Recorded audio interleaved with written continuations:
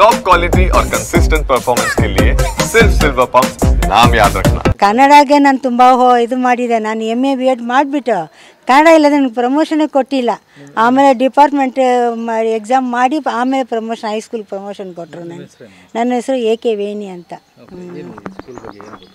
ಅದೇ ಸ್ಕೂಲು ಒಳ್ಳೆ ಒಂದು ಕಾಲದಲ್ಲಿ ಅದೇ 70s, ಅದಕ್ಕೆ ಮುಂಚೆ ನನಗೆ ಗೊತ್ತಿಲ್ಲ. ನಾನು 70ಲಿ ಈ ಊರಿಗೆ ಬಂದಿದ್ದು. ಆವಾಗಿಂದ ತುಂಬ ಫೇಮಸ್ಸು. ಸ್ಟ್ರೆಂತ್ ತುಂಬ ಇತ್ತು. ಒಂದೊಂದು ಕ್ಲಾಸ್ ರೂಮೆಲ್ಲ ತುಂಬಿಕೊಂಡಿತ್ತು. ಈ ರೂಮೆಲ್ಲ ಈಗ ಸ್ಟ್ರೆಂತ್ ಜಾಸ್ತಿ ಆದ ಮೇಲೆ ಕಟ್ಟಿದ್ದಲ್ಲ, ರೀಸೆಂಟಾಗಿ ಕಟ್ಟಿದ್ದು. ಆದರೆ ಅವರು ಜೇಮ್ಸ್ ಬಾಲಿಂದ ಒಬ್ಬರು ಇದ್ದರು, ಅವರು ನ್ಯಾಷನಲ್ ಅವಾರ್ಡ್ ತಗೊಂಡ್ರು, ಒಳ್ಳೆಯ ಟೀಚರ್ ಅಂತ. ಆ ಕಾಲದಲ್ಲಿ ರಾತ್ರಿ ವೇಳೆಯಲ್ಲಿ ನಾವು ಅಡ್ಮಿಷನ್ಗೋಸ್ಕರ ರಾತ್ರಿಯಲ್ಲೇ ಬಂದು ಮಲಗ್ತಾಯಿದ್ವಿ. ಅಪ್ಲಿಕೇಶನ್ ಸಿಕ್ಕಲ್ಲ, ಅದು ಕ್ಯೂ ಪ್ರಕಾರ ಕೊಡ್ತಾಯಿದ್ದಾರೆ. ಅದಕ್ಕೋಸ್ಕರ ರಾತ್ರಿಯಿಂದ ಅದಕ್ಕೆ ಅಡ್ಮಿಷನ್ಗೆ ತುಂಬ ಕಷ್ಟಪಟ್ಟಿದ್ದೀವಿ ನಾವು. ಅಷ್ಟು ಎಜುಕೇಷನ್ ಚೆನ್ನಾಗಿದೆ. ಇಲ್ಲಿ ಓದಿರೋರೆಲ್ಲ ನನಗೆ ಗೊತ್ತಿರೋ ಮಟ್ಟಕ್ಕೆ ಚೆನ್ನಾಗಿ ಓದಿ ಒಳ್ಳೆ ಇದರಲ್ಲಿ ಇದ್ದಾರೆ. ಫಾರಿನ್ ಕಂಟ್ರೀಸ್ ಇಲ್ಲಿದ್ರೂ ಒಳ್ಳೆ ಒಳ್ಳೆ ಹೈ ಜಾಬಲ್ಲಿ ಇದ್ದಾರೆ. ಇಲ್ಲೇ ಓದಿದ್ದು ಇಬ್ಬರು ಅದೇ ಇಬ್ಬರು. ಇದು ಒಬ್ಬನು ಸೀಮೆನ್ಸಲ್ಲಿ ಕೆಲಸ ಮಾಡ್ತಾನೆ, ಚಿಕ್ಕವನು. ದೊಡ್ಡವನು ಸೀಮೆನ್ಸಲ್ಲಿ ಇದಕ್ಕೆ ಸಿಂಗಾಪುರಲ್ಲಿ ಹೋಗಿ ಒಂದು 15 ವರ್ಷ ಅಲ್ಲಿ ಕೆಲಸ ಮಾಡಿಬಿಟ್ಟು ಈಗ ಫ್ಯಾಮ್ಲಿ ಇದಕ್ಕೋಸ್ಕರ ಮತ್ತೆ ಇಲ್ಲಿ ತಿರ್ಗಾ ಬಂದುಬಿಟ್ಟಿದ್ದಾನೆ. ಇವಾಗ ಈ ಸ್ಕೂಲ್ ಪರಿಸ್ಥಿತಿ ನೋಡಿದ್ರೆ ಅದೇ ನೀರು ಬರುತ್ತೆ ಕಣ್ಣಲ್ಲಿ, ಬೇರೆ ಏನು ಬರುತ್ತೆ? ಇದಕ್ಕೇನು ವಿಮೋಚನ ಇದೆಯಾ? ಸರ್ಕಾರ ಏನಾದ್ರೂ ಮಾಡ್ತಾರ ಅನ್ನೋ ಒಂದು ಇದು ಇದೆ.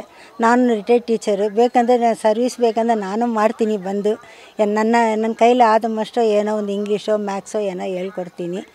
ಆ ಥರ ನನಗೂ ಸರ್ವಿಸ್ ಮಾಡಬೇಕನ್ನೋ ಒಂದು ಆಸೆ ಇದೆ. ಏನಾದರೂ ಇದು ಮಾಡಿದರೆ ಬಂದು ಮಾಡಬಹುದು. ನೀವು ಸರ್ವಿಸ್ ಮಾಡಿದ್ರೆ ಇಲ್ಲಿ ಈ ಸ್ಕೂಲಲ್ಲಿ ನಾನು ಗೌರ್ಮೆಂಟ್ ಸ್ಕೂಲು ನಂದು. ಮತ್ತೆ ಇದನ್ನು ರಿನೋವೇಷನ್ ಮಾಡಬೇಕು, ಇದು ಆಗಬೇಕು, ಇದು ನನಗೆ ಒಂದು ಆಸೆ. ಯಾಕಂದರೆ ತುಂಬ ಅದು ಇಂಗ್ಲೀಷ್ ಅವ್ರ ಕಾಲದಿಂದ ಇದು ಪ್ರಾರಂಭ ಆಗಿರೋದು. ಮತ್ತು ಒಂದು ಇದು ಆದರೆ ಎಲ್ಲರಿಗೂ ಸಂತೋಷ. ಅದ್ರ ಮಕ್ಕಳು ಈಗ ಇಲ್ಲ, ಎಲ್ಲ ಮೈನ್ಸ್ ಮುಚ್ಚಿದಿಂದ ಎಲ್ಲ ಹೊರಗಡೆ ಹೋಗ್ಬಿಟ್ರಲ್ಲ, ಅದರಿಂದ ಇನ್ನೂ ಡೌನ್ ಆಯಿತು. ಈ ಶಾಲೆಯನ್ನು ಆಂಗ್ಲೋ ಯುರೋಪಿಯನ್ಸು, ಬ್ರಿಟಿಷರ್ಸು ಅವ್ರ ಮಕ್ಕಳಿಗೆ ಎಜುಕೇಷನ್ ಕೊಡೋದಕ್ಕೆ ಅಂತ ಹೇಳ್ಬಿಟ್ಟು 1899ರಲ್ಲಿ ಈ ಶಾಲೆನ ಅವ್ರು ಪ್ರಾರಂಭ ಮಾಡಿದ್ದಾರೆ.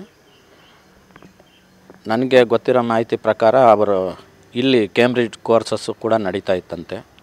ಇಲ್ಲಿ ಪರೀಕ್ಷೆಗಳು ನಡೆದು ಇಂಗ್ಲೆಂಡ್ಗೆ ಪೇಪರ್ ಹೋಗಿ ಅಲ್ಲಿಂದ ಫಲಿತಾಂಶ ಬರುವಂಥ ಒಂದು ವ್ಯವಸ್ಥೆ ಆವತ್ತಿನ ಕಾಲದಲ್ಲಿತ್ತು ಅಂತ ಹೇಳ್ತಾಯಿದ್ರು.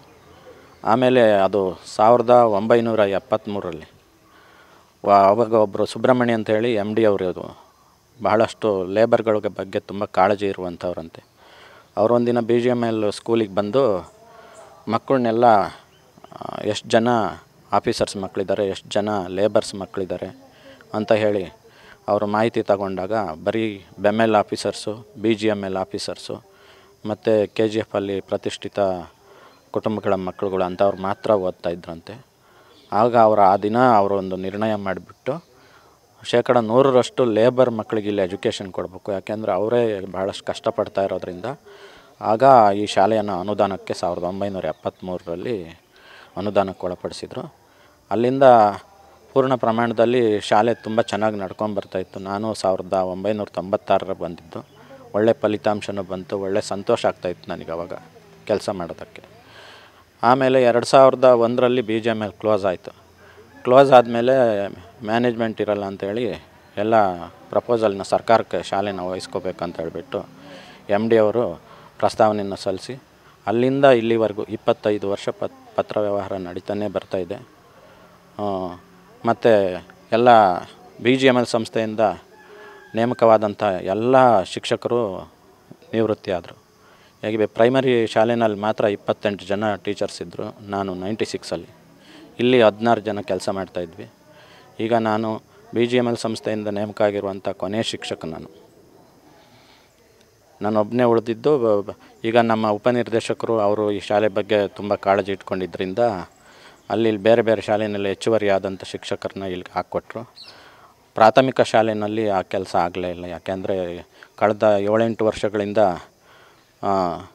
ಶಿಕ್ಷಕರು, ಒಂದೇ ಶಿಕ್ಷಕರು ಇಲ್ಲಿ ಪಾಠ ಪ್ರವಚನಗಳನ್ನು ಮಾಡ್ಕೊಂಬರ್ತಾಯಿದ್ರು. ಅವರು ಕಳೆದ ವರ್ಷ ನಿವೃತ್ತಿ ಆದಮೇಲೆ ಮಕ್ಕಳ ಹಕ್ಕುಗಳ ಆಯೋಗದವ್ರು ಬಂದು ಆಮೇಲೆ ಇಲ್ಲಿ ಅಪಾಯಿಂಟ್ ಮಾಡಬೇಕು ಅಂತ ಹೇಳಿ ತುಂಬ ಅವರು ಕಾಳಜಿ ತೋರಿಸಿದ್ರಿಂದ ನಮ್ಮ ಉಪನಿರ್ದೇಶಕರು ಸರ್ಕಾರಿ ಶಾಲೆ ಶಿಕ್ಷಕರನ್ನೇ 3 ಜನನ ಡೆಪ್ಟೇಷನ್ ಕೊಟ್ಟಿದ್ದರು.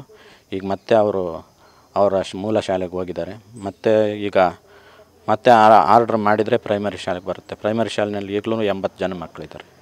ಹೈಸ್ಕೂಲಲ್ಲಿ 86 ಮಕ್ಕಳಿದ್ದಾರೆ ಸರ್. ಈ ಥರ ಒಂದು ಪರಿಸ್ಥಿತಿಯನ್ನು ಇಲ್ಲಿ ಮ್ಯಾನೇಜ್ಮೆಂಟ್ ಇಲ್ಲ, ಪರಿಸ್ಥಿತಿ ಈ ಥರ ಇದೆ ಅಂಥೇಳಿ ಕೆಲವರು ಇದನ್ನು ಹೆಲ್ಪ್ ಮಾಡ್ತೀವಿ ಅಂತ ಒಳಗೆ ಬಂದುಬಿಟ್ಟು ಈ ಶಾಲೆನ ಕಬಳಿಸುವಂಥ ಪ್ರಯತ್ನ ಕೂಡ ಮಾಡಿದರು. ಶಿಕ್ಷಕರ ಮೇಲೆ ಕಂಪ್ಲೇಂಟ್ ಕೊಡೋದು, ಕೋರ್ಟಿಗೆ ಎಳೆಯೋದು, ಕೋರ್ಟು ಕೂಡ ಅವ್ರದ್ದೆಲ್ಲ ಇಶ್ಯೂನ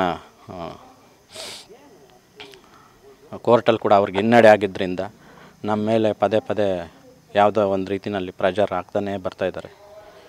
ಮತ್ತು ಇಲ್ಲಿ ಶಿಕ್ಷಕರ ಕೊರತೆ ಇರೋದ್ರಿಂದ ಮಕ್ಕಳು ಭಾಳ ಅದು ಹೇಳೋದಕ್ಕಾಗಲ್ಲ. ಸಿಂಗಲ್ ಪೇರೆಂಟ್ ಇರೋರು ಎಲ್ಲ ತಮಿಳ್ನಾಡಲ್ಲಿರ್ತಾರೆ. ಅವ್ರ ಅಜ್ಜ ಅಜ್ಜಿ ಮನೆಯಲ್ಲಿ ಬಂದು ಓದ್ಕೊಳ್ಳುವಂಥ ಮಕ್ಕಳು. ಅಮ್ಮ ಅವ್ರ ತಾಯಂದಿರು ಎಲ್ಲೋ ಬೇರೆ ಮನೆಗಳಲ್ಲಿ ಕೆಲಸ ಮಾಡೋದು, ಫ್ಯಾಕ್ಟ್ರಿಗಳಿಗೆ ಹೋಗೋದು ಬೆಂಗಳೂರಿಗೆ. ಈ ಥರ ಮಕ್ಕಳುಗಳೇ ಇಲ್ಲಿ ಇರೋ